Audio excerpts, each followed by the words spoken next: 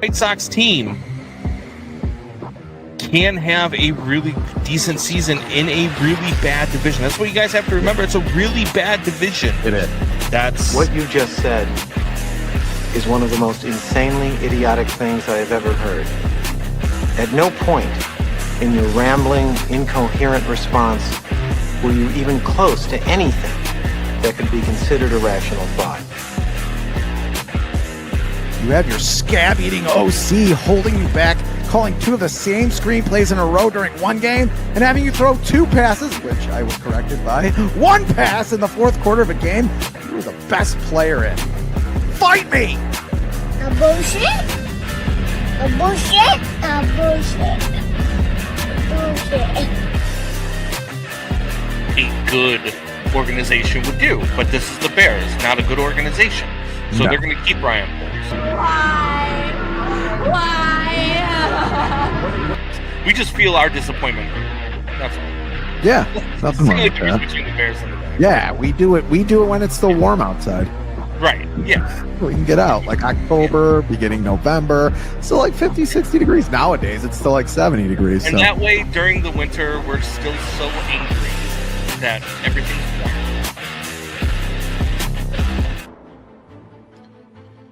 Yes! We're live here on Windy City Sports Talk with Combs and Fitz, minus Combs. We have Jeremiah Murray here sitting in for Combs. How you doing, Jeremiah? Always happy to be here. Great to see you today. You filled in like a backup quarterback, and we'll talk a little bit probably about backup quarterbacks today, I'm guessing, because that's our favorite subject here in the Windy City, about our Chicago Bears. But first, you can catch us on Facebook, on YouTube, on Twitch, on X or Twitter or whatever the hell you want to call it. Sometimes on Spotify when Combs isn't lazy enough to put us there. Pandora, other places, whatever. This is Windy City Sports Talk, and we're glad you could make it.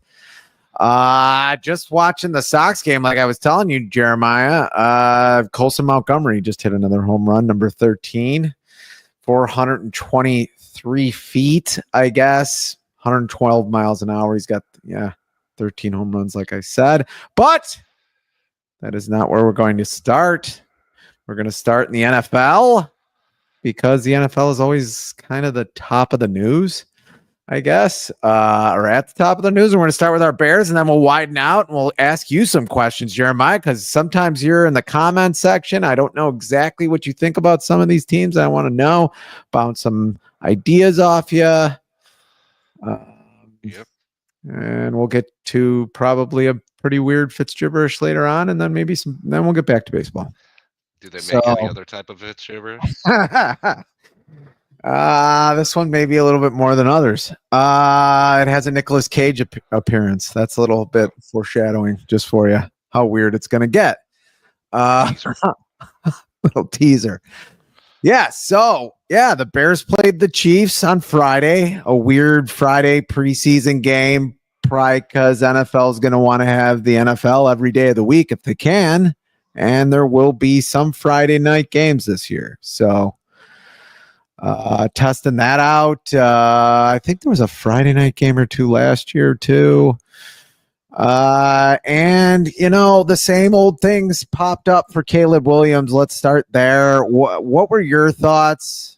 And then I'll give you mine, Jeremiah, if you don't mind leading off here. Your thoughts on Caleb Williams on the Bears, not yesterday, but Friday. It's the up and down. And that's what you're going to see. He's learning a complicated offense. And I mean, Ben Johnson has already come out and said that he's throwing everything at him and he'll pare it down as need be. And it's also preseason, so you're not seeing much of Ben Johnson's system. He's just kind of throwing some stuff out there. So, I mean, you're going to see a young kid learn how to play football in the NFL. And anybody that thinks that he's going to come out and just all of a sudden be an all-pro quarterback, you're looking way too far ahead because you got to earn it. It's the NFL. This isn't cupcakes you're going up against. These are premier defenses. I mean, don't forget Kansas City last year led by their defense to the Super Bowl. Their offense was not very good. No. So, I mean, you're playing a top defensive squad. You're going to catch your lumps, and you saw some of the mistakes holding on to the ball too long a couple times, but overall I think that's what you got to that's going to be this year. You're going to see moments of absolute brilliance, and then you're going to see kind of just ups and downs, and hopefully mediocre is the floor now. Like, that's what I'm hoping for, and I thought that's what it was. It was a mediocre performance. Yeah, I mean, I agree too. I think there's a few people panicking that are nuts, but I agree with most of what you said. I mean, I don't want mediocrity, as I've yelled many times. This is why you have Ben Johnson take over the team last year, which last year when there was a coaching search, there was rumors that he wanted to take over the team then, that he wanted to go to the Bears, and that was kind of why he stayed with Detroit. Now, a lot of people said that wasn't true, but I feel like it's true now. He's with the Bears now. So I think he wanted to come to the Bears last year. The Bears weren't open. I think he seems like a guy that's very methodical, that doesn't make brash decisions, wasn't going to take the first job, and he didn't have to. I mean, he was the best offensive coordinator in the league for the last 2 seasons. He wasn't going to, I don't even know if it was that close from an offensive coordinator perspective. So I don't know why you didn't hire him last year. This is why you hire him year 1 for Caleb Williams. So we're not doing this in year 2, and it messes up all the contracts on your team. This is why I don't have any real confidence in Ryan Poles. And maybe I'll ask you in a minute about Ryan Poles, but this is why I don't have any confidence in him, because he sat there next to Matt Eberflus and said, this is the guy. I like the way he went through adversity, which was adversity that Eberflus was mostly conjuring up himself. Like, he was creating adversity and then overcoming himself. Yeah. So, I mean, it was a little weird that, that they kept with him, and in a season where the Bears 2 seasons ago went 7-10 and probably, might have even been able to make the playoffs that season. There was 3 fourth quarter leads that they lost, one against Joe Flacco, who was off the street at the time and playing like pickup football. One was against the Detroit Lions, Ben Johnson's Detroit Lions, who they gave chance after chance to come back in a game where they were 3 touchdowns down. If you remember that season, and they just kept with them. This is why you do that, but we're going to have to deal with what we have now. I have trouble giving that up, but we're going to have to deal with what we have now. I don't think we should give it up, because I think when you're criticizing a general manager, you have to criticize the entire picture. And the entire picture includes him staying with Matt Eberflus and really maybe messing up Caleb Williams in a way, because now Caleb Williams has to, forget what he learned last season, which is completely different than he's learning this season. A completely different offense, a completely different way to read his progressions, like a completely different way to, run things.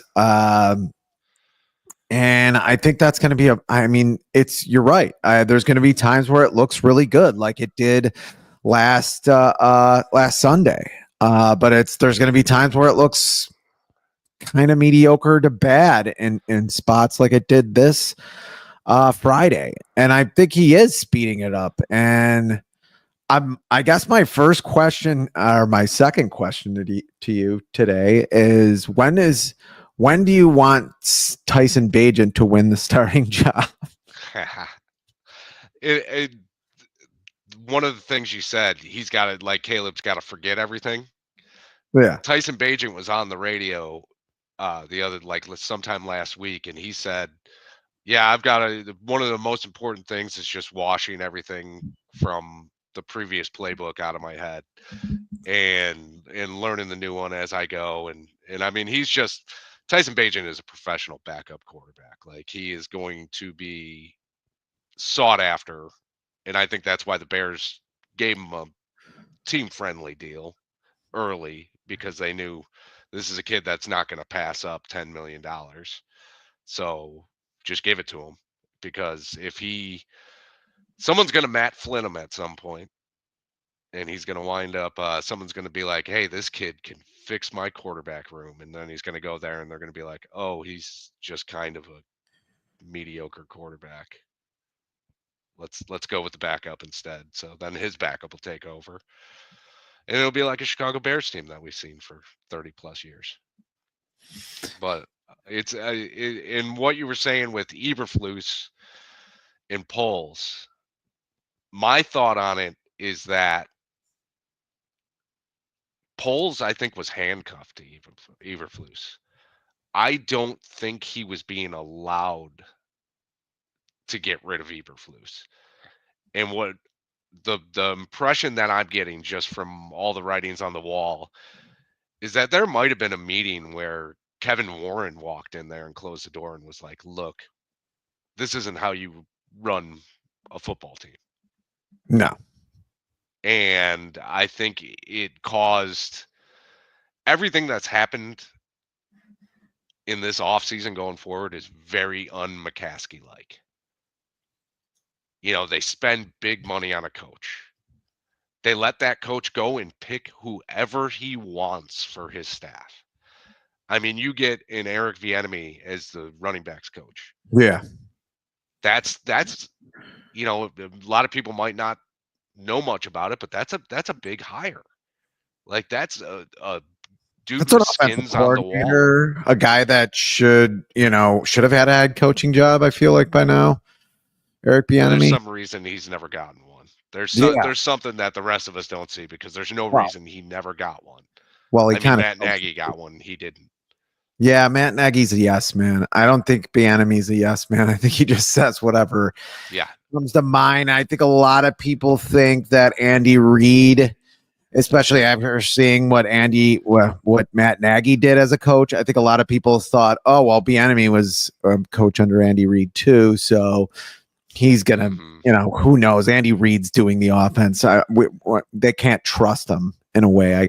I suppose that's what they said. Also, the guy says exactly what comes to his head. He's like got that Vic Fangio thing where Vic Fangio had had that great Broncos defense, a historic Bears defense, I think, in 2018. And then you go to and it was a guy that just said whatever came to his head. And I don't think a lot of front offices like that per se. But I agree with you. It was very anti, and that's why I always said that the Chicago media, they're sitting there next to each other. First of all, it's very weird that in the very beginning of that press conference with Eberflus and Poles, they're both sitting next to each other. He doesn't announce them. They don't go separate. They go together, which I thought was kind of spineless too. And even one of the Chicago media, I forget her name, asked, I know this is a, kind of an awkward question to ask. That's what she said. She said something like that. I can't remember exactly what she said. But she said that, and then she asked Poles, why did you keep on Eberflus, basically. But no one sat there and said, look, his contract isn't up yet. You still have to pay him. Is that why you kept him? And which is what I thought was part of the reason. Like, oh, he wasn't super bad to where everybody's going to definitely think like he should be fired. We can keep him around one more year, which is ridiculous because you get what is called a generational talent. And I'll get to that in a moment with Caleb Williams. But you get Caleb Williams, you need someone to bring him along, and you have a defensive coach, and you have Shane Waldron, who ended up being an idiot, who runs a speed option at the 4-yard line in Indianapolis and does, runs backup guard for a touchdown, losing Against, was that the Redskins he did it against? Whoever he did it against, and he fumbles. Doug Kramer. Yeah, it was the Commanders game because they had to overcome that, and then they overcame that, and then the whole Stevenson thing happened. Is in your mind? Well, I'll give you my answer first, which I don't. Obviously, I don't know, but I don't think it was doing Caleb Williams any favors. And I think it's pretty easy to say calling him a generational talent coming out of college. There was nothing to me. There's no reason to say that about any quarterback coming out of college ever, unless you want to create a storyline. And Megan TV says to put your mic up, but I don't know if he can put his mic up. And maybe I should back up here. I don't know if you have a mic button on that headset, but Combs told me at a little bit past noon today that he couldn't do the show, which is a weird time to do it. And Doubting Thomas says Jeremiah, which I don't really think I've heard Doubting Thomas yell a lot, but I guess he can yell through comment. And again, he has an inappropriate office relationship as his profile pick this week, which is getting a little weird. But yeah, and because Combs had to call the Chicago State University football game. I can hear you fine. I don't know, Megan TV might be losing. My headset might have actually died on me. That might have been why. Can you hear me? Yes. All right. Working on the fly. Can you hear me? Good. Yes, I can hear you. You're a little tinny, but I like it. This is what we got to do sometimes. So I had to call Jeremiah in. And if you know anything about Chicago State football, which you probably shouldn't know anything about College State football, and I shouldn't talk about them for more than 30 seconds. They have a blue field, but their uniforms are green. So I don't understand that. And also Chicago isn't a state. So Combs, if you ever listen to this, go fuck yourself. But anyway, back to Caleb Williams. Doubting Thomas says sound good. Yeah, you sound fine. So yeah, back to Caleb Williams. I don't think it was doing him any favors. And for me, I mean, I don't know what you would have to be for me to call you a generational talent, because his stats were terrific, and he never really had many guys to throw to in most of his career. Caleb Williams, that is. His stats were great. His running was great. His improvisational skills were great, and he did throw really well in the pocket. He was able to make decisions quicker in college. I mean, he really just had a bad coaching staff last season, and I think you got to give him a chance. I mean, like I said when we were prepping for the show, for some reason, Colin Cowherd is in my Facebook feed, and for some reason, I listened to his dumbass because he's just trying to get me riled up. But he said, "You'll know by October if Caleb Williams is good." This is a guy who really didn't even have a rookie season. Was sacked 68 times. 68 times Caleb Williams is sacked last season. It was like the third worst ever, right? Something like that. Third worst ever sack total. Bad offensive coordinator, had two different offensive coordinators, two different head coaches. He's now on his third offensive coordinator, and we have to judge him just in 3 games in September do they have? I think they have 3 games in September. So 3 games into the season, we're going to judge his entire career. Exactly. When one of the best quarterbacks in the league had a terrible first 2 seasons, or first season and a half, that's Josh Allen. But I'll let you comment on that. The criticisms of Caleb Williams are insane, aren't they? Combs will be announcing WNBA games in no time. Yeah, that's true. It's nuts how everybody is like, some way, somehow he became like the national hot button topic, and it is off the walls now. Like, I don't know if you ever hear Chris Canty is constantly going at him.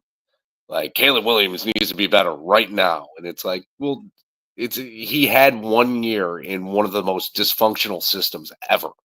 Yeah. Like that. besides sexual harassment and kicking players, he almost beat out Urban Meyer.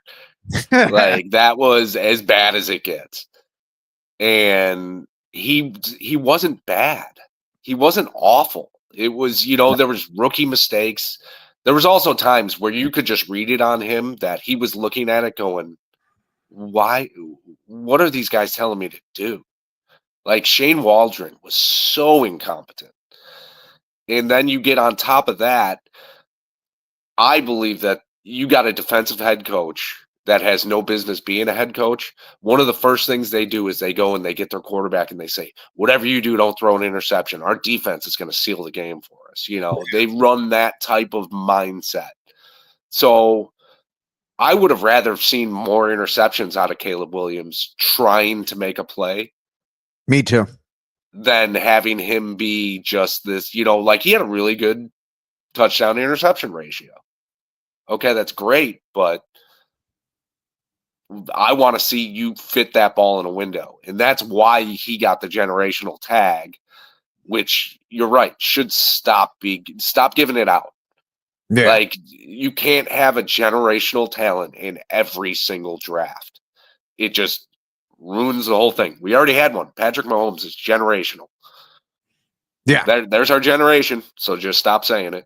Yeah, I just don't know why. And well, I do know why. Everybody wants to be the first to. Everybody wants to say, yeah, I predicted it. I predicted this guy would be good, or this guy would be bad, or I did that, or Jackson Dart is going to be awesome for the Giants. And it's just like, can't we just get out of the prediction game and just say what we see on the field when we see it? I mean, can't we do that? Exactly. I mean, it's almost like saying Matthew Stafford, that JJ McCarthy could be good as Matthew Stafford, like Combs said last week. The thing that's wrong with that is, I don't know if you'll have another quarterback like Matthew Stafford. I'm safe saying that. I mean, this was a guy who lost in the playoffs a couple of years ago and probably had the best performance of any quarterback.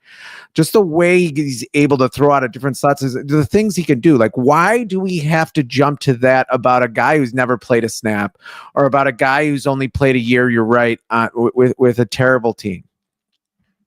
Yeah, they said Connor Bedard was generational too. Oh, I don't know about that. I don't think so. Didn't they say he was going to be the next? He was as good as Crosby. Yeah, he was going to be that. And I don't care what anybody says. Like, he still might turn out to be a very good player in the NHL. He ain't that, because when you're Crosby, you come out and light the world on fire. It doesn't matter how much your team sucks. Impromptu Blackhawks conversation. Yeah. I mean, why not? You got a Blackhawk behind you. Probably put it in Doubting Thomas's mind. But let's move on from Caleb Williams. Let's talk a little bit. I want to talk a little bit about the wide receiving core. Luther Burden. We had you on right after the draft. You filled in. Might have been the last time. You might have filled in again. Sorry if I don't remember. But right after the draft in April, and we both agreed then that Colson Loveland, good pick. Luther Burden could even have been a good pick, but both picks probably not good together. What do you think about Luther Burden? I know you haven't seen much. I think he's a little bit more mature than I would have thought. What that means on the field, probably absolutely nothing. So I don't know why I just said it, but what do you think so far about both of them? Do you have any predictions on them, even though I told you not to predict? Well, Colson Loveland, I think, is just he's your typical tight end nightmare matchup. I think he's gonna make Cole Kmet better. Cole Kmet is gonna make him better. Like, having that 2 tight end system is really, like, they run a lot of 12 personnel. Like, it's gonna be fun to watch, because you saw it in that first preseason game where it was just tight ends over the middle. And I loved it, because we haven't had quarterbacks that throw over the middle forever.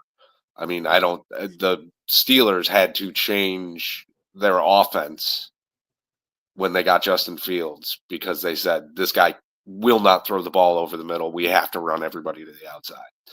So we've had quarterbacks like that. Yeah. So I love seeing. I saw more guys running wide open in that first preseason game than I think I have in the last 10 years watching the Bears. And Well, there's that, only one winning that's a thing of beauty. So, and I mean, a lot of that is when you have two tight ends that can both catch the ball, can both block. I think Komet's a better blocker than Loveland. When Komet actually decides to block, sometimes he has some major whiffs. But and as far as Burden, listen, he's a high ceiling wide receiver. He could be a superstar in this league. But I still stick to it. It's a luxury pick because we go in still with questions at left tackle, with questions on the pass rush, and you picked a wide receiver that could be great, yeah. But it's not going to matter if your quarterback is constantly on the ground because your left tackle can't play right. And because you can't get to the quarterback and you're going to give Patrick Mahomes all day to throw the ball, he's going to burn you every single time.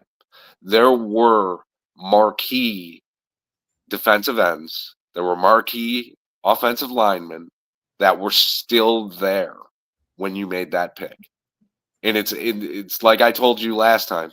It's not against Luther Burden. It's not saying that's not a good pick. It's just not a good pick in that situation. Yeah, no. And he is very twitchy. And I like that. Doubting Thomas says first negative Justin Fields comment in the history of this podcast. What a jackass. I've said negative things about Justin Fields. All right. We'll see what he does on the Jets this year. Maybe we'll get to him later. But yeah, I mean, he's very twitchy. He just seems like he's quicker than a lot of guys on the field. And I agree with you with the passes over the middle. That's the difference between a Tyson Bagent and a Caleb Williams for anybody who wants to know.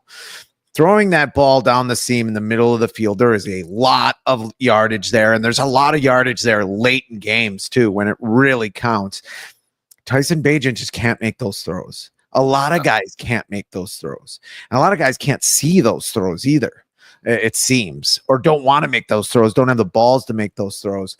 We saw that in the first game. I think that's where Colson Loveland's going to be huge. Now, hopefully Luther Burden can be that quick, yards after the catch. I'm sure that's what they think he's going to be. Maybe it ends up working out. Wide receivers are more valuable now than they ever been in the league. So maybe it ends up working out, but I would have liked to have another pick there. Maybe even a defensive end. Because if you don't block in this league and you don't sack in this league, you don't win in this league. That's something they didn't do both of last year. I think they were almost dead last in sacks. They were, obviously first in the sacks given up.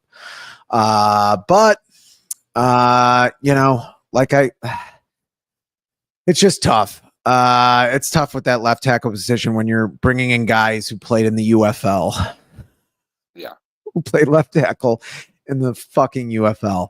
When you're bringing in guys like that, I forget the guy's name, and he's probably a good enough guy. Maybe he ends up being good, but when you're bringing in guys like that because you're already saying Ozzie Trapillo isn't going to be the guy, and maybe you're going with status quo now. With Braxton Jones at left tackle. That's a scary thought, but it's with the improvements that you made on the inside, it makes it a little more tolerable. But it says something when your incumbent is Braxton Jones, who is, he's fine. He's not the worst tackle in the league. He's not the best tackle in the league. He's just there. But when he's not winning the job against the Canadian Eagle, Benedict, like he's coming out of nowhere and he's all of a sudden in the mix. And I mean, Trapillo, from what I've heard from a lot of like the offensive line experts, they said at this point, he's just a right tackle. You can't throw him in at left tackle right now because he hasn't learned it well enough. So Yeah. my hope is that maybe they'll keep training him up at left tackle, and when they feel like he's ready, he can move over there. But I've heard a lot of good things about him, that he's got good skills, he's smart, he reads what the defense is going to do, he can call out coverages, he can do all the jobs that a good offensive lineman can do. It's just the switch from right to left.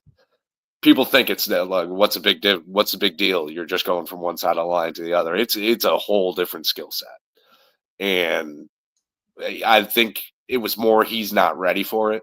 I'm more concerned about, you took a 3rd round pick and you took a project player from Yale, Karan Amagaji, who is just kind of there now.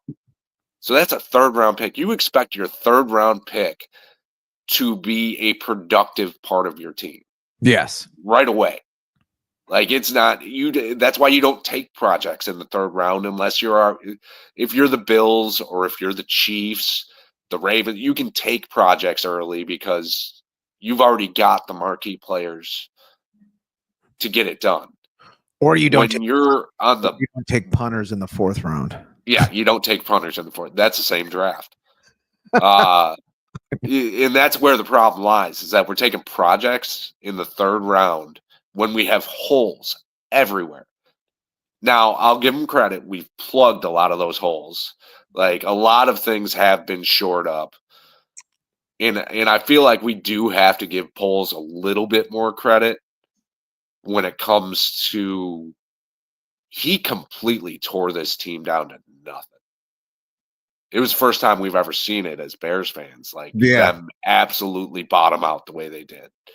And we got to remember that wasn't that long ago. So that's where I'm in the camp of, like, I'm all right with him sticking around, because he's made some good picks. He's made some bad picks. He's just been an overall meh GM to me.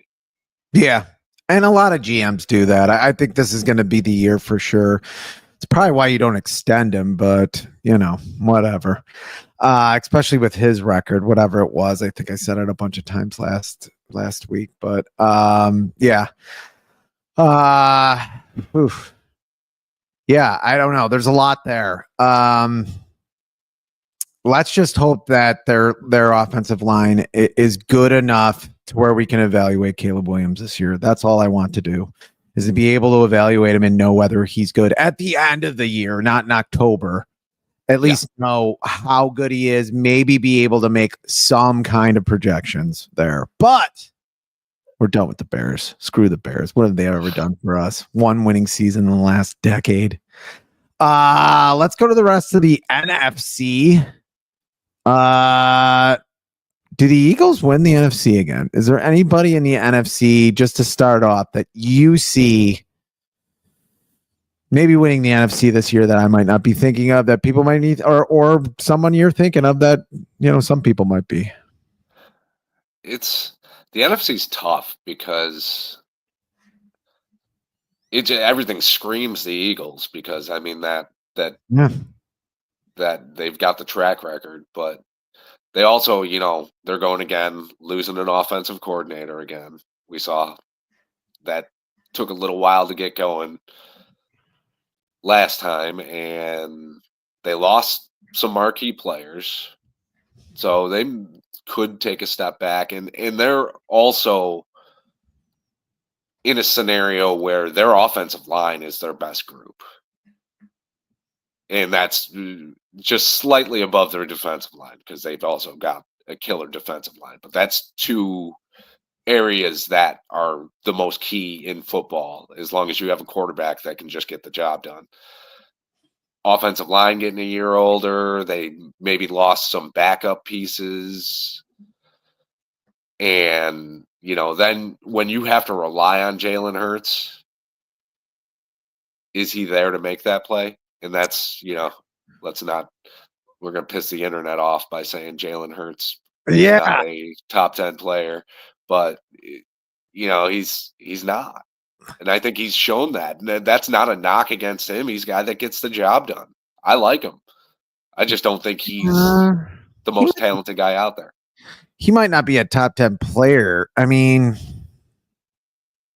I think we went through it, and I think we got settled on 8, top 8 quarterback, 7 or 8. You might have to see more out of him this year than you've had in recent years. I doubt Saquon Barkley has the same year as he had last year. Like you said, I doubt their defense is that good again. It's hard to have a defense be that good 2 years in a row. Although I would like to have Jalen Carter. Oh man, wish we could have gotten him. Yeah, I know, but he just wasn't there in the draft. Yeah, I mean, it's hard not to see the Eagles. I have nobody screaming at me. It's hard to think that the Washington Commanders are next to go. Doubting Thomas says everyone's sleeping on Detroit. That's probably because you're close. You just choose the closest team you live by, Doubting Thomas. I live near Detroit, so they have a football team. Yeah, I mean, they did lose their offensive coordinator. And their defensive coordinator. Yeah, and their defensive coordinator. And 2 all-pro tackle or all-pro offensive linemen. See, I did not know that. There you go. 2 all-pro offensive linemen. They still have a lot of great skill players. Jared Goff is way better than I ever thought he would be. Talk about a guy who's doing everything he can with his talent that I think is possible. Let's see how he does without Ben Johnson, though. Yeah, let's see how he does without Ben Johnson. I mean, not saying he can't, but he was just kind of mediocre before, and then Ben Johnson made him. Ben Johnson gets there, and he immediately becomes better. I don't think it's coincidence. No, I think it's like I think the NFL. And maybe you could put college football in this too. Coaching is more important than in any other sport. They get the most money. NFL and college coaches get the most money for a reason. That's the market shows. And this is just going to be, I think, another illustration. I think Jared Goff does take a step back. I think the team takes a step back. I think that defense does get healthy. So that's good. I mean, the entire defense got hurt last year for Detroit. Yeah. People forget that. And that could be a difference. I guess that could be a difference. And I do think the NFC Central gets worse. Do you agree that the NFC Central gets worse this year? I don't think Vikings or Packers are as good this year. I think the Packers are kind of the wild card. If Jordan Love can play football, they'll be all right. But if Jordan Love continues to regress from where he was, they'll be in the cellar. I don't have much faith in J.J. McCarthy. I think he's a service academy quarterback that turned around and hand the ball over. That's, he gets in the red zone. They said he's been struggling in the red zone in practice, and he's like, oh, we throw the ball down here? Yeah. I thought I was just supposed to turn and hand it to the running back. My hips are really good at turning and giving the ball to the running back. That's my big thing. So I think Minnesota takes a major step back. And you have to remember, too, saying Detroit takes a step back, they won 15 games last year. Yeah.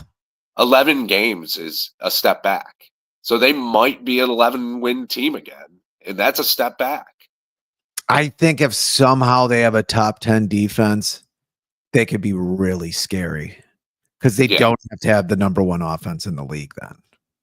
They could have the number 5 offense in the league, the number 6 which I think is possible. Then they get scary. And then I can start agreeing with Doubting Thomas, which I hate doing. Makes my tummy upset. Do we even talk about the NFC South? Do you see anything from the Falcons, Panthers, Saints, Buccaneers? Do you see anything from this coming out of the NFC South? Any surprises? Combs says Panthers good. Plus, Brandon Combs Jr. says no dad. I'm your dad now, Junior. What's up? What's up, Junior? Good to see you. He's a Pats fan. Maybe we can talk about the Patriots before we move on from the NFL. But I digress. NFC South. Your thoughts? Dumpster fire. Dumpster fire.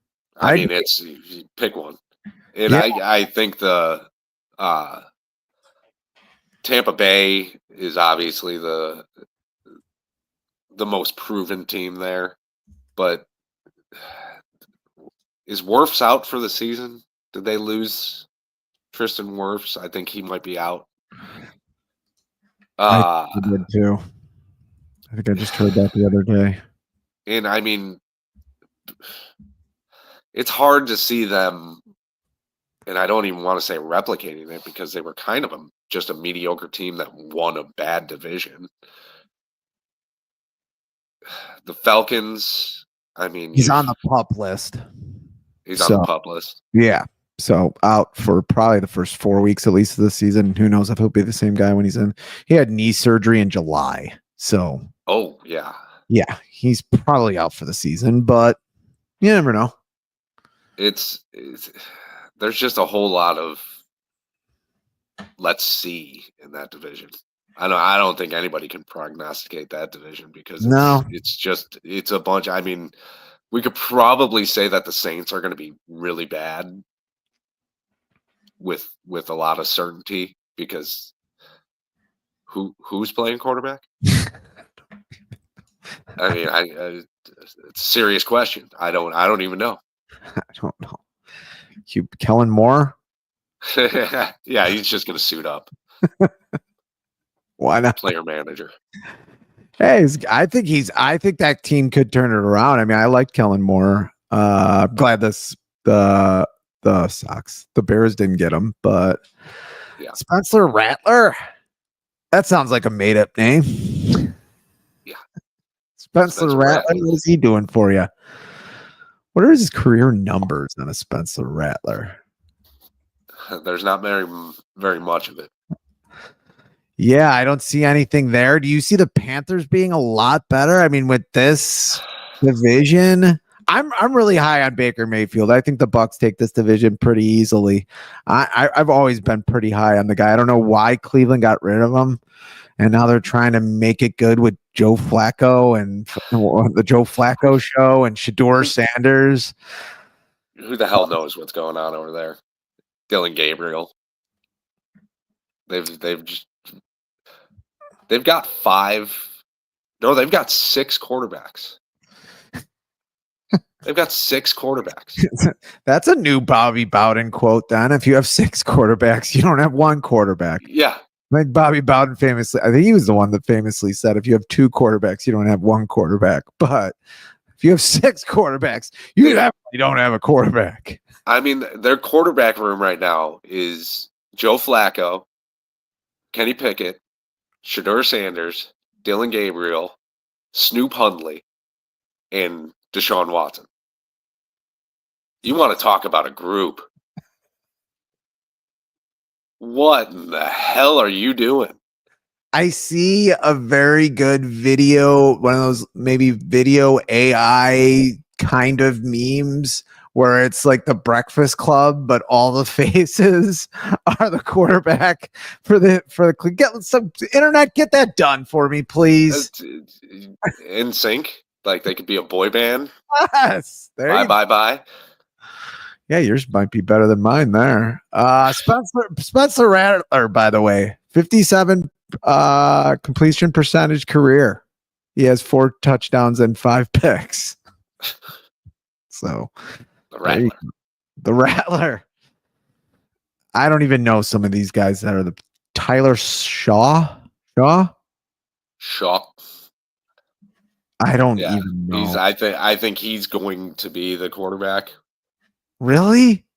I can't even pronounce his name.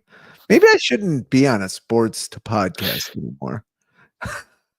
But he is the 3rd string quarterback for one of the worst teams in the league. So I don't know if he's got that going for him. I should cut myself some slack. So last, I guess we'll do it because he is the junior of the man who started this show, I guess. If you can call this a show. I'm just messing around. The Patriots are going 10-7. I'm already going to say no. But where are you on the Patriots this season? I guess we'll stop. We'll stop with the NFL on the Patriots right now. The NFL carousel that we were doing. Go ahead. I mean, I don't know what shows you that they'll be 10-7 besides just being a Patriots fan. But yeah, they're not really. I don't think they'll be as bad as they were last season. But I mean, what's the difference maker there? You brought in Stephon Diggs to hobble around and cause problems. yes. A quarterback. I mean, Drake May knowing. is a good quarterback. Like he is. I was big he's on gonna him be in college. In college, I was big on him. Yeah, he's going to be one of the cream of the crops from this class, which is, I think, going to be one of the more like noteworthy quarterback classes when it's all said and done. In NFL history, probably. I mean, I think that's a possibility. Let's not say it yet, though. It's only year one. But I also think Jaden Daniels is going to take a step back this year. I don't think he can replicate what he did last year. So he's saying Rabel doesn't produce losing teams, so at least 9-8, but I think 10-7. Rabel doesn't play, just like Kellen Moore doesn't play quarterback for the Saints. The Titans powerhouses. That have come in the past that Rabel produced. He did make kind of chicken salad out of chicken shit in Tennessee, but I don't see him being the difference. It's going to look better than it did last year, but I don't see them having the talent. And I don't see Drake May making a big jump forward to where he's going to be a difference maker in a lot of games. Mike Vrabel might be a good coach, but I am so sick of people like the whole Vrabel thing. When we were looking for a coach and you'd hear people like, "Oh, they gotta get Mike Vrabel." Can someone please explain to me exactly what Mike Vrabel has done to get this? Like, it was like getting Belichick in his prime.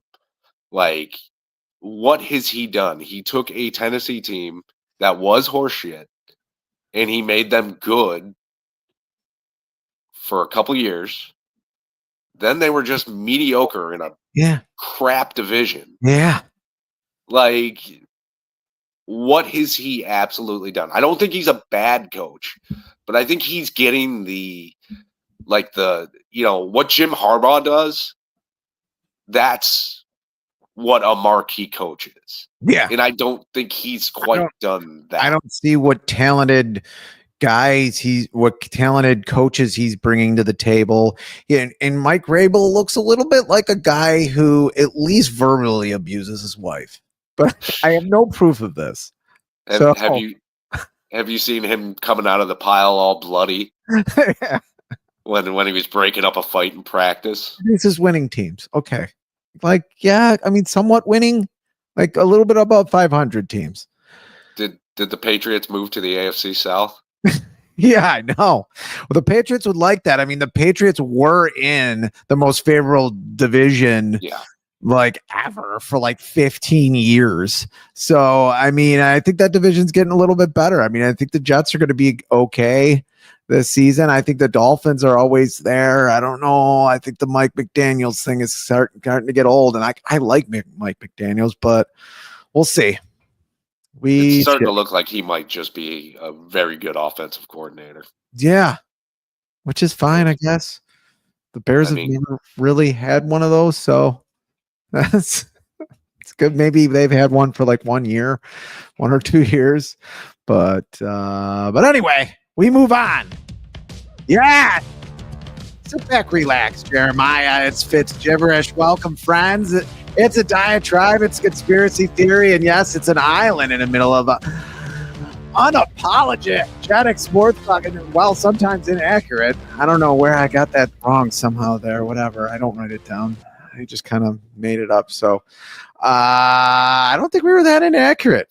I mean, I said Kellen Moore was a joke. I said Kellen Moore was going to be quarterback for the Saints, but that might help the Saints. So I don't see how I was, I don't think we were that inaccurate. Yeah, Tyler Shuck, you got me. Well, I don't think you'll be on the show next time, Jeremiah. I'm just kidding. Okay. As I embark on another journey to the most vice-ridden city ever created by organized crime for my annual reluctant sales retreat, of course, I'm talking about Las Vegas. It's hard not to think about the gambling industry in America. Yes, gambling. I'm going to talk about it. More importantly, how not to gamble. Ladies and gentlemen, I give you Nicolas Cage in the movie Leaving Las Vegas.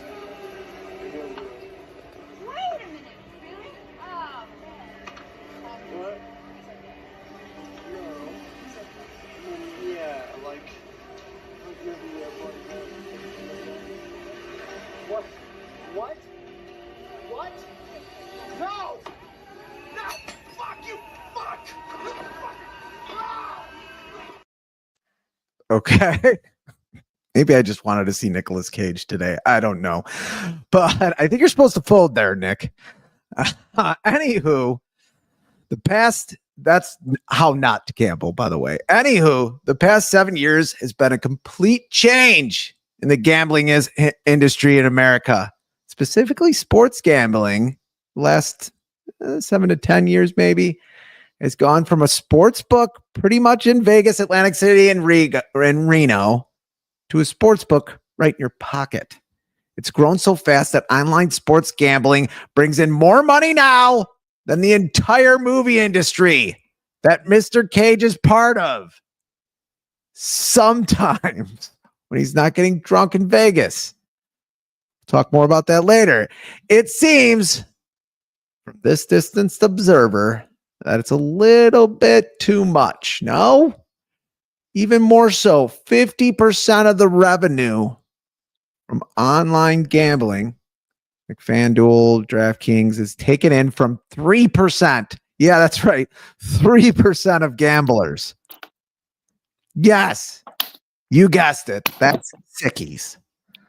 The degenerate gamblers who I will see this weekend at the blackjack tables, who have brown teeth and probably even browner diapers. I don't think browner is a word, but who cares? Yes, it would be bad enough if the convenience of online gambling fed these port suckers unrealistic expectations. But DraftKings has allegedly been calling these degenerates on the phone, which is illegal. And there are lawsuits pending for this. Some suits allege that DraftKings VIP program targets and exploits users with clear gambling problems, offering them promotions even after they've requested help.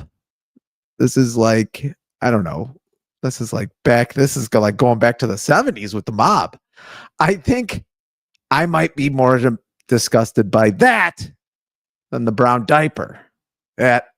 At least it makes me more angry. Now, as many of you know, this is not our fathers or grandfathers gambling. The most common form of betting now is SGP or MGP, same game parlay or multi-game parlay, which I know you get in on, Jeremiah. For example, I bet that the Eagles beat the Cowboys, the Cardinals beat the Giants, the Bengals beat the Ravens, and Combs changes his jersey from Caleb Williams to Tyson Bagent by December. That last one was a joke. Same and multi-game parlays make up to 60% of online sports gambling in Illinois right now. My God. And most of those bets are very favorable for places like DraftKings or FanDuel. Am I mad that there's gambling? No. There will always be gambling.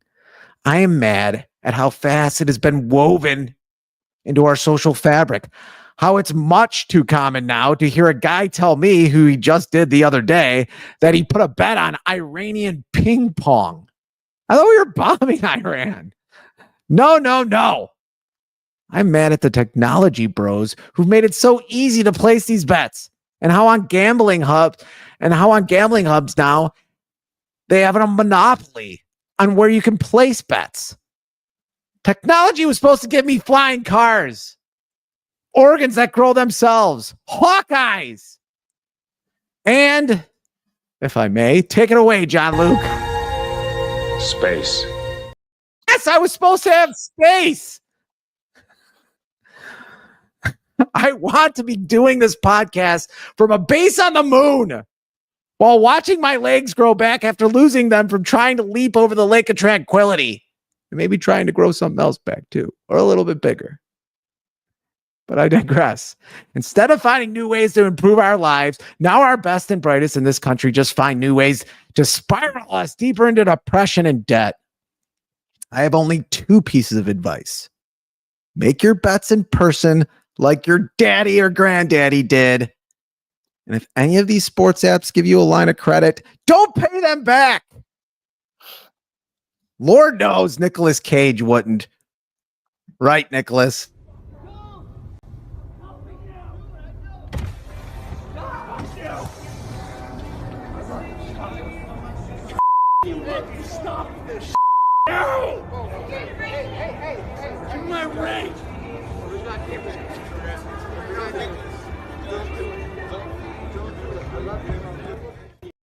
I think you're supposed to fold there, Nick.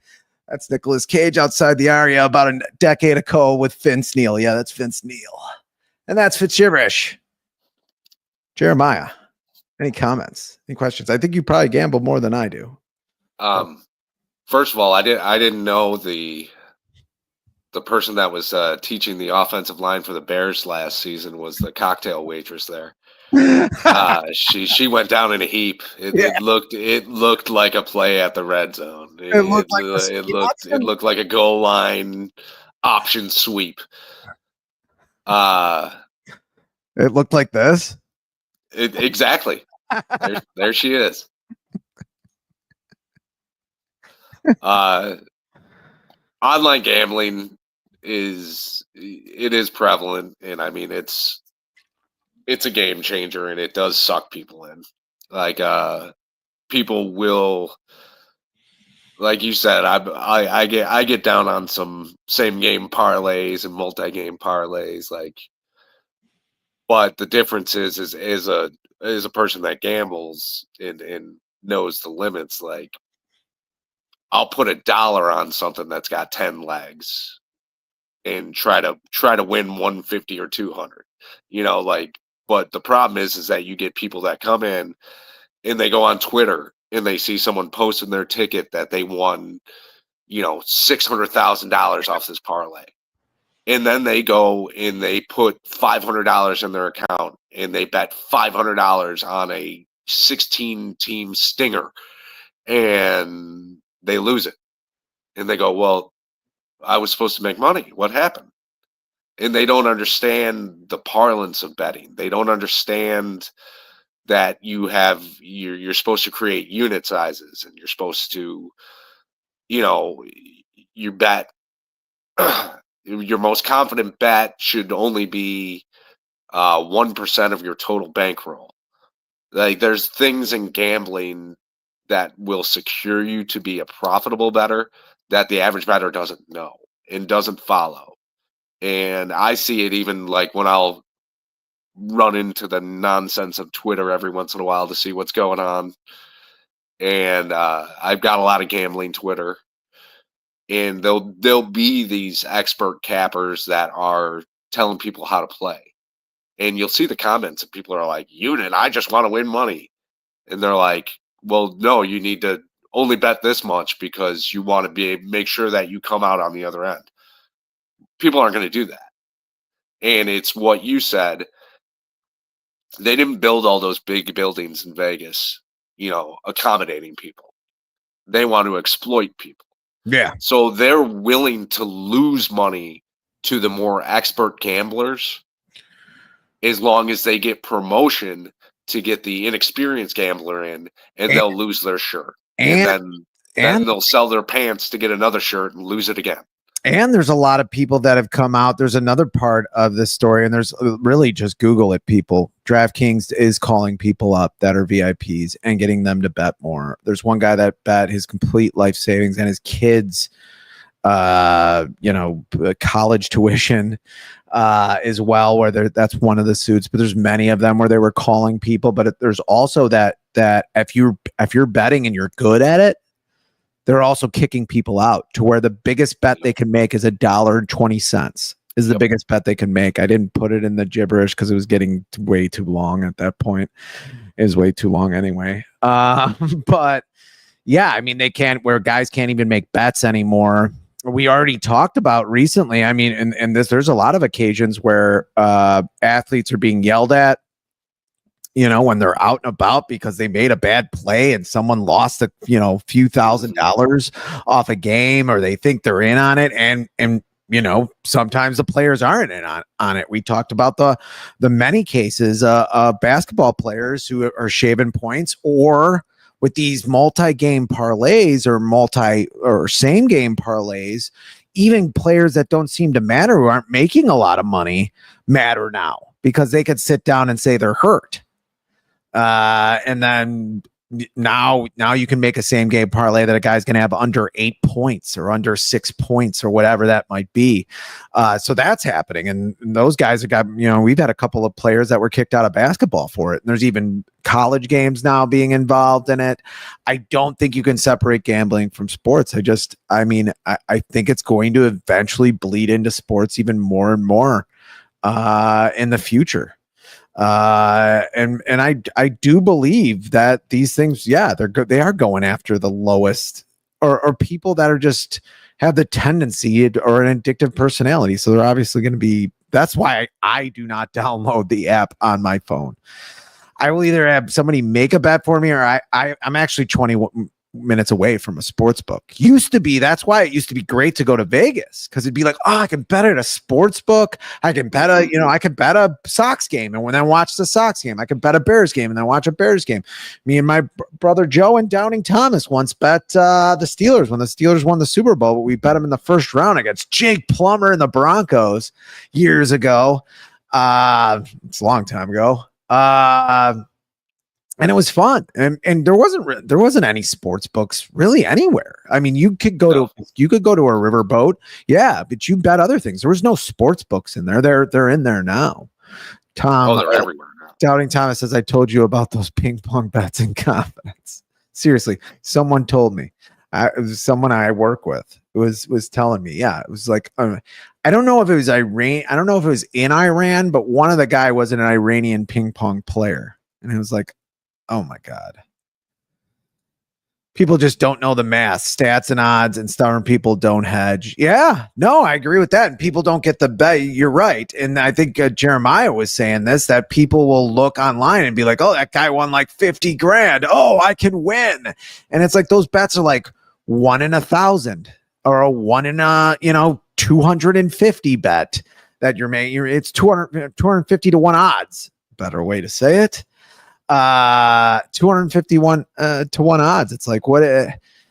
And people don't get that, so they keep betting, and then they start chasing, and maybe they win a little bit in the beginning. That's sometimes the worst. I mean, I won a little bit on college basketball and football when I used to bet when I was in college. And oh man, I lost a lot of money, and I had to like piece together money and do things that I'm not going to talk about on the podcast right now. Not anything sexual, but to get the money back. And one of the games I lost on, believe it or not, was Creighton was playing Florida, and Creighton hit a 3 at the end of the game to win it. I had Florida straight up. I had Florida going to the national championship, or at least the Final Four, and Florida lost. I think that was their first game. The coach of Florida at the time, Billy Donovan. You got it. I didn't think you'd get it. Billy Donovan. Yes. And now Billy Donovan's pissing me off playing, coaching a basketball team for the last, I don't even know how many years anymore. I've forgotten. Extend them. Yes, extend them. But since we're moving into different sports, let's move over to baseball. Where would you like to start? You want to start? It seemed like you were ready in the pre-show talk about the Cubs a little bit. Yeah, because it's a joke. It is kind of a joke. Let's start with the trade deadline. I know it's old news now. Was that one of the worst trade deadlines a team has had? I mean, maybe since the Sox in 2016 when they traded Fernando Tatis. Although Fernando Tatis, that's a weird trade because he was like 18, so no one knew he was going to be good. But is that one of the worst trade deadlines of a Chicago team in your memory? It's an embarrassment to Chicago that we already have the White Sox, who are just cheap as hell and don't want to go out and make any bold moves because, you can't get stuck paying players that aren't producing. And you've got the Chicago Cubs that are printing money. Yeah. And they'll be the first ones to tell you about their biblical losses. Oh, they're breaking even. They're breaking even. And it's, well, you can't count the fact, like, tell me about what you make off of your team. I don't want to hear about your hotels. I don't want to hear about your sports book. I don't want to hear about buying the area around Wrigley Field. I want to hear about what you make off your team. I want to hear the fact that you bought a team for $900 million and is now worth, what are they at, like $4 billion now? Yeah, $4 billion. Evaluated? Yep. Like, you can't go and renovate everything around Wrigley and then take that into your net losses, because that's not part of your baseball team. And I know Combs has constantly said, it's not, Ricketts isn't being cheap, he's spending money. Okay, he's spending money in all the wrong places is one of the problems. Then you've got Jed Hoyer, who doesn't want to make any big boy moves. And in the meantime, you get a team that is on the verge of being that type of special team. Yeah. They had that vibe early on in the season. Oh, yeah. And they were starting to lose it at the trade deadline. And then you go and do nothing. And I remember I put in the comments, and I think Combs took it the wrong way. The Yankees didn't give up a top 100 prospect. And they got 7 players. So you're telling me you couldn't have gone and gotten any of those relievers? Yep. You couldn't have gone and gotten a Merrill Kelly. You couldn't have taken a stab at a Shane Bieber. Mm-hmm. Like, do something. The fact that they did nothing, that Willie Castro is going to be the best acquisition that you made, is a joke. He's got a It is 600. an absolute joke. He has a Because 600. that's the move you make when your team is already there after you've already made the moves. That is adding that specialist to a team that is already complete. Your team has giant holes and is just having a memorable season at that point, and you do nothing. It's an insult to Chicago. Yeah, and Willie Castro, with 600 OPS. I mean, a good utility player, but you didn't even get a guy with a lot of pop in his bat. Yeah. I mean, he's having a great season, whatever. Yeah, and then you get Michael Soroka, whatever that was. I don't care if he got hurt. He's not that good. He walks a lot of guys, and he gives up a lot of home runs. Not a good combination. It's just not a good combination. And they're still playing good despite it. It seems the last maybe week. But it doesn't give your team a lot of confidence, and it doesn't give them a shot of adrenaline at all when you do pretty much nothing. I think they got a Kitteridge for their bullpen, who's not even a strikeout guy. And it's like, but I like Danny Palencia, who eventually watch that burn up for them. Just a guy that they've got as a closer. This team has still not paid for a closer. And they have one of the worst bullpens the last 3 years in the league. And they still haven't paid for a closer. They could have got Kenley Jensen in the offseason for like $15 million. And they didn't even do that. That's cheap. That's cheap. When you're not able to make those moves or take a chance on a few guys like a Kenley Jansen, who's pitching great right now. You didn't even do that. Who can give you 2 innings, who could have closed you games, who could have been your setup guy. I mean, they lost some games in the beginning of the season where they'd be more in this race. They are not winning the NL Central. It is not happening. I mean, they're 6 games out now. They gained another game on Milwaukee, and Milwaukee was always going to come down to earth. No one's that good, and no one's as bad as the Cubs were playing when they won, 3 out of 10 games. Well, maybe the Sox are that bad, but they're winning today. But yeah, I mean, I just think it was bad. I just think it was a bad decision to do that. You could have gotten a lot of different guys. You could have gotten Miller. You could have gotten, like you said, Merrill Kelly. I don't know why you didn't pick up any of those guys. It's just bizarre. And right now, you think they keep the first wild card spot? Then you think they went out against either San Diego or the Dodgers? The Dodgers have not played well in the last month and a half, 2 months, but they're all hurt. And Mookie Betts is having the worst season he's ever had. But I think they can hold that wild card spot. They're not playing horribly, and I know it's getting the drum is getting banged a lot more because of what Milwaukee's doing, but you can't control that. Like, you can't control that. Like, that is historic what Milwaukee did. Yeah, they had a 12-game winning streak, lost here and there for like a week, and then went on a 14-game winning streak. Yeah, like there's nothing you could do about that. It kind of reminded me of the 05 season when the Sox, everyone said, oh, the Sox stumbled their way into the winning the division. They almost let Cleveland come back, and it was like, no, the Sox were still playing good baseball. Cleveland just went nuts. There was nothing the Sox could have done about that. They just didn't stop winning, but they still held them off and obviously won the World Series. It's kind of the same vibe with Milwaukee. Like, there's nothing you could do about that.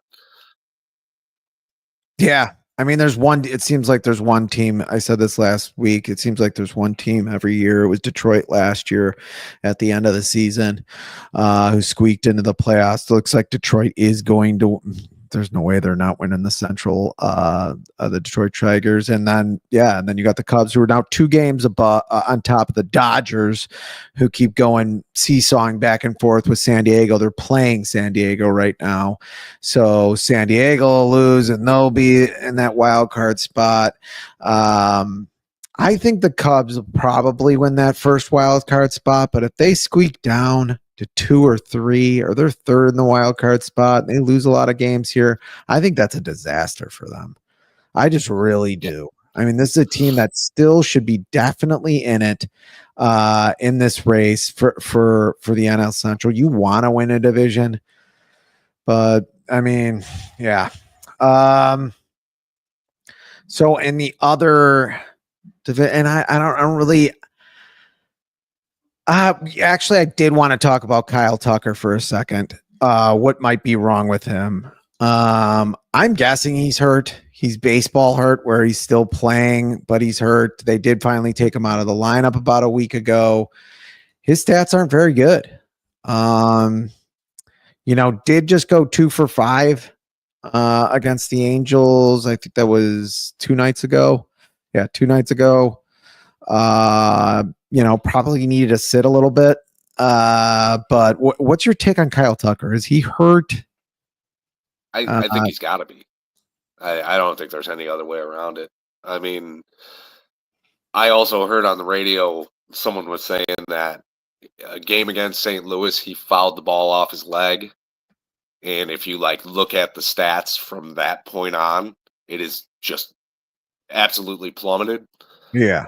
So it kind of makes me wonder if maybe he fouled the ball off his knee, his bad knee, and it hurts real bad. He's not able to turn on the baseball, which is why he's hitting ground balls at a higher rate than he has throughout his whole career. And he doesn't want to say anything, and he doesn't want to pull himself because he wants that big payday. Yeah. And he's thinking, eventually I'm going to turn this around. And that's all we're hearing right now is, well, eventually they're going to turn it around. And that's, Craig Counsell stands in front of everybody. Well, these guys are proven players, so they're going to turn it around. And Well, no, they're not, because something's wrong with Kyle Tucker. PCA has no history, so you can't tell what he's going to do. Yeah, he hasn't been very good either. I mean, his OPS is creeping under 800, which is bad. He was hitting bad balls out of the ballpark early on in the season, and you're not going to keep that up. Yeah, people said, "Oh, he's going to hit 50 or 60 home runs," and I was like, "Nah, he never did that in the minors. He never hit a lot of home runs in the minors. He wasn't a home run hitter. He got a hold of a lot in the beginning of the year. Like, give this guy some time. You're overdoing it with him, like people do with all these players. He's gonna come back to the mean." Which is not a bad thing. He looks, I mean, if you get 20 to 25 home runs from this guy a season, he bats 250 and hits a bunch of doubles, like he's going to be an absolute star. And I did not see Pico Armstrong being that. He doesn't have to be, he's never going to be a 50 home run guy. And I hope we're not playing this back in 3 years when he hits 50 home runs. But I don't think we're going to. And yeah, this is what was obviously going to happen was his OPS was going to start to dip. Still a terrific player. He's a 6 WAR player because he's a left-handed at bat that plays in center field. I mean, he's just always going to be a high WAR player. I think right now, Luis Robert, who bats right-handed, is almost a 3 WAR player, which is insane.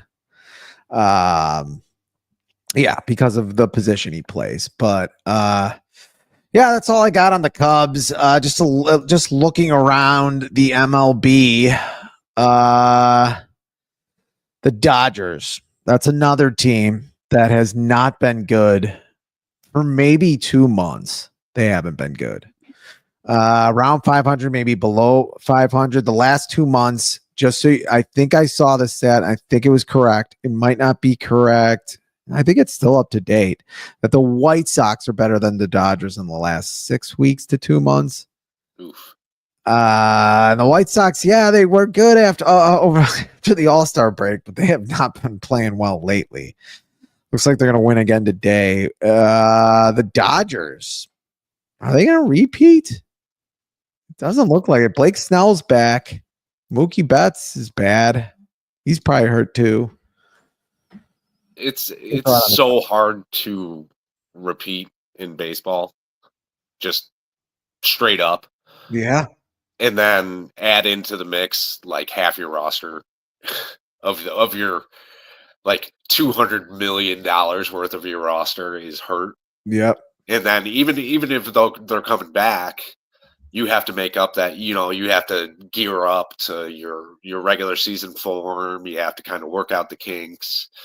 So I really don't think they run it back, but I mean, it also wouldn't shock me if like all their players come back, Mookie Betts catches fire, and you get all their pitchers come in and start throwing it past everybody and they win another. But I don't know. Yeah, it's kind of wide open. It is. I think the Dodgers still win this division. I do think that there's a better team in there somewhere. Yeah, Mookie Betts, 13 home runs, 57 RBIs. Wow. OPS 681. Wow. Ooh, boy. Wow. That's in 119 games. Pretty much played every game this season. Missed a few games. This is a guy that's in the MVP voting almost every year. Won the MVP in 2018 with Boston. Was second in the MVP in 2023. He is 32. Now I'm starting to get an over 30 rule for baseball, which is pretty crazy. It's not for every player. But if you look after 30, 31 years old, guys just aren't the same. And I think it has falling off a cliff. They fall off a cliff. I mean, that's why guys don't get big contracts, big long contracts after they're 30 like they used to. That's why we're going to not have baseball in 2027 probably, because there's going to be a fight. What's happening right now at baseball is when you're a rookie, you come out, you have to play 6-7 years before you get your first contract. Now, you do have arbitration years where you can get paid more if you're playing well. You do get the average of what the 6 guys around where you're at in the league get, and you fight about it back and forth, and then you get paid, but you don't get a big contract until after 6 years in the league, 6-7 years in the league. Some guys, they're close to 30 then, and then they never get a big contract. So that's what the fight, that's going to be part of the fight, that, and they want to make a salary cap, which I'm starting to doubt happens. But I just think after 30, some of these players, it's just like they can't play anymore. They can't turn on balls anymore that they used to be able to. And these relievers and these pitchers are throwing faster. Their spin rates are higher pretty much every season.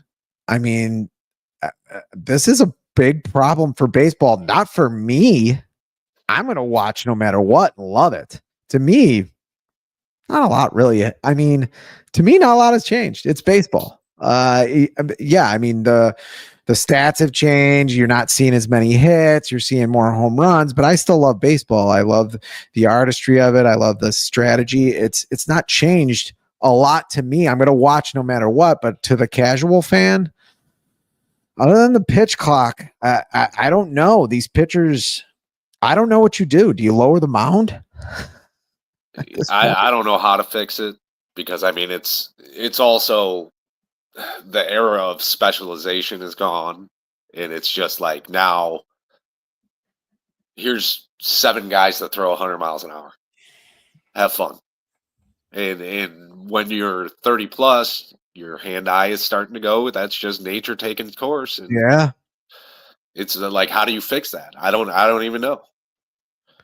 Yeah, I guess I could understand if I was able to hit a fastball that was 100 miles an hour ever.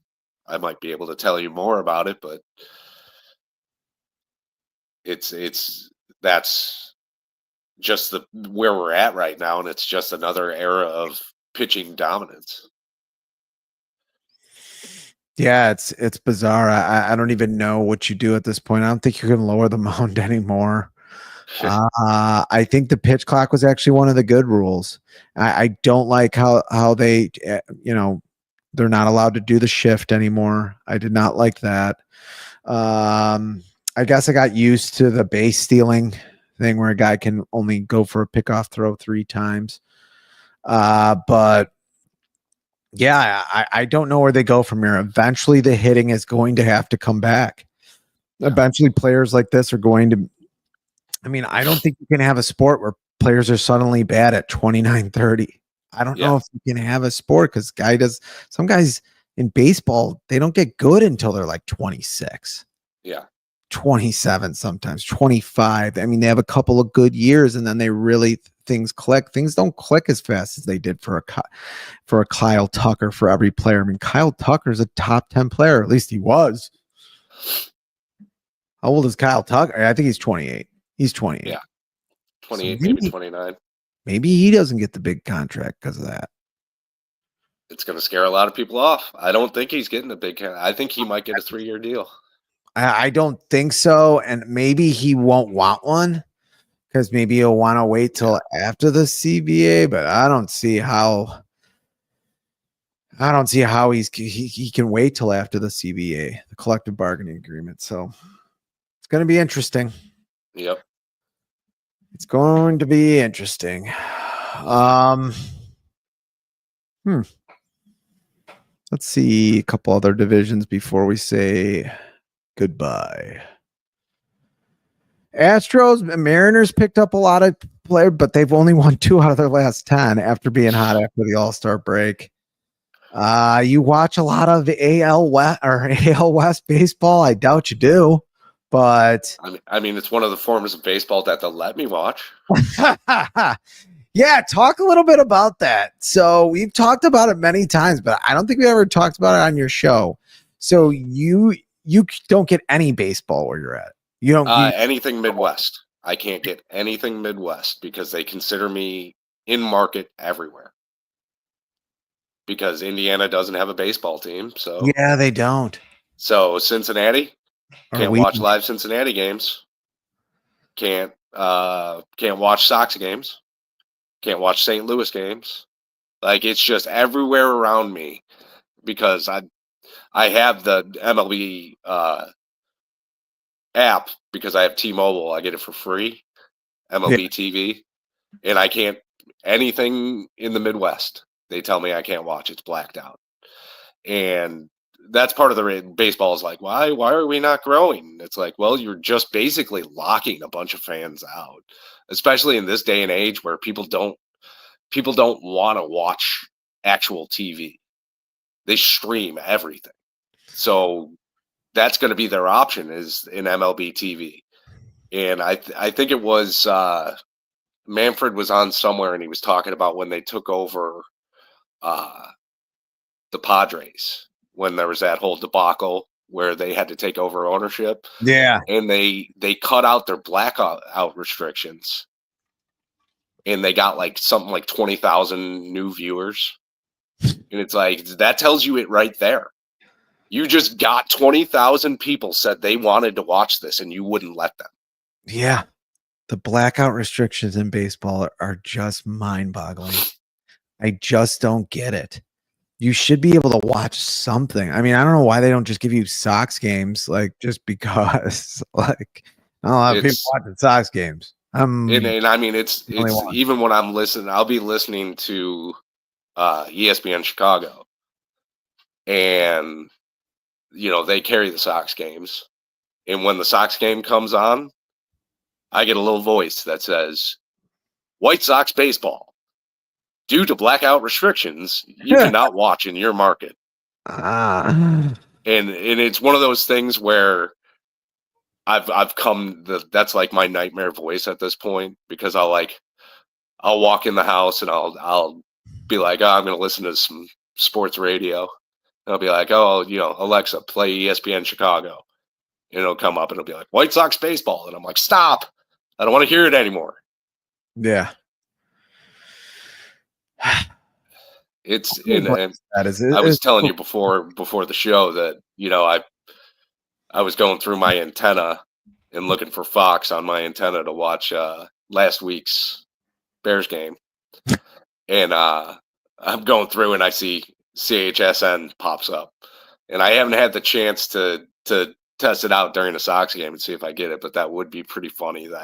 That would be the way that I get baseball, is through a old school antenna, because baseball is the only sport that wants to rewind it back to 1986. Yeah. It is super bizarre for a league that's having trouble. I mean, let's watch what the NBA does. Even though the playoffs in the NBA were super cool, I think the NBA is figuring out that people are sick of these super teams. And a lot of people were watching the playoffs in the NBA, even though a lot of the big teams, other than New York, really weren't in it after the first couple of rounds. But the NBA, their viewership was down. If you look at it, they're in a worse spot than MLB is in a better spot than the NBA is right now. You might be right about that, but I bet you the NBA is able to pivot better than MLB. Yeah. Well, they market themselves. They're marketing geniuses. I think it's the best marketed sport. I think it's even better than football for what they've done internationally. Like football tries to basically copies the NBA in my mind. Just the way the NBA has been able to be fed internationally through the Stern era, and now to who's the commissioner of basketball? Adam Silver. Adam Silver. Why don't I forget that? How do I forget that name? If anything happens to Combs, Doubting Thomas says Jeremiah can take his spot. If an accident were to befall Combs. Oh. I think that's a joke. I think he wants Combs to die. Megan TV says, nice beard, Rye. Yeah, it's kind of a beard. It's coming in. Pretty good. Not as good as Jeremiah's is right now, but it's coming in pretty good. I've got the Irish I haven't shaved look going. It's not a fashion statement. I won't ever shave again. It's patchy. I don't know why I turned you into a pirate for a second there. What? Thanks all of you out there for joining us. Jr., Brandon Jr., Brandon Combs Jr. Don't tell your dad what I said about him, or tell him. Whatever. Megan TV, Doubting Thomas. Thank you, Jeremiah, for coming in off the bench once again with an hour and a half notice. The wax poetic on the sports world. That is Windy City Sports Talk, fans. Tell your friends, tell your neighbors. Please tell your enemies. We want more enemies here.